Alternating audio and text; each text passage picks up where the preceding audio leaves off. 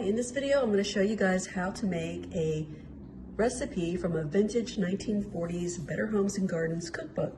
This is for everyday meatloaf, and for this recipe you need 1.5 pounds ground beef.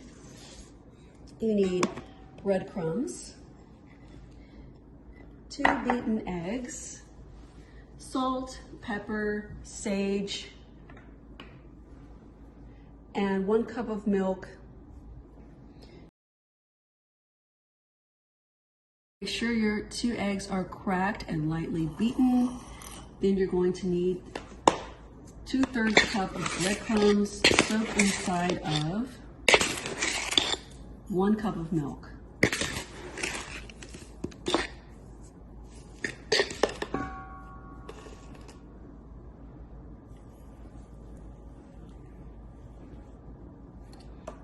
Put that to the side. For senior citizens. Add your 2 eggs from prisoners to the meat. and free full-day care for 3-year-olds. Bloomberg writes.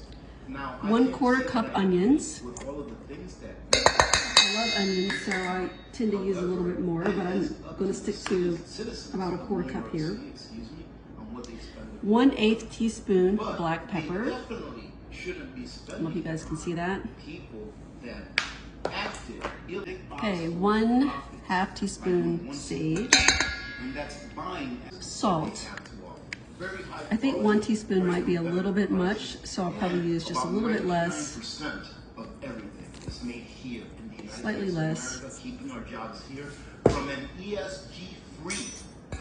I'm going to stir this up and mix it a little bit, and I'm going to add my breadcrumbs.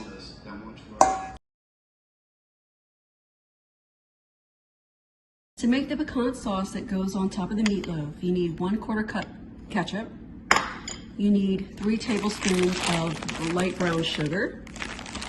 You need a 1/2 teaspoon of nutmeg and 1 teaspoon of mustard powder. However, I don't have mustard powder, so I'm going to substitute a little less of this liquid yellow mustard in place of mustard powder.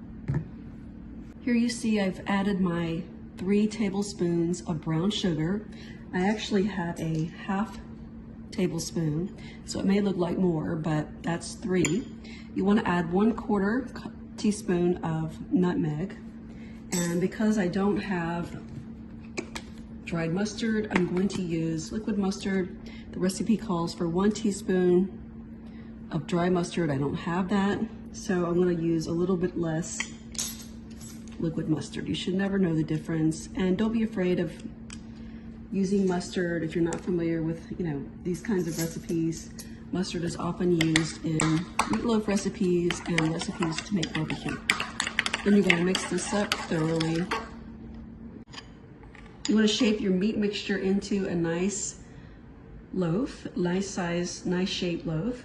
I like mine to be, not too thick. That's just my personal preference. And then you want to top with the pecan sauce that you've made. Try to use it sparingly. Try to make it go as far as you can, because it's really not a lot here. But you want to get really nice, good coverage, because it makes the meatloaf taste so much better.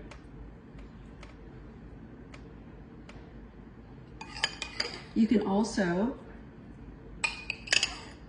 make these using a cupcake muffin pan instead. You want to bake this for about an hour at 350 degrees Fahrenheit. And if you're making the meatloaf in the cupcake pan, you want to bake for about 45 minutes until it's done.